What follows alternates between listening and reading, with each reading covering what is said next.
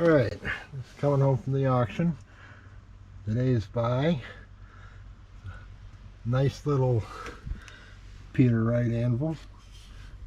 A little dirty, a little surface rust, no real pitting. Horn needs a little work. Surface pretty nice. A couple of nicks, nothing bad. 118 pounder.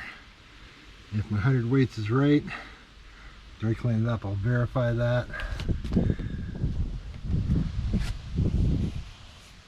Belonged to a farrier from Britain Run, PA. I also got a Columbiana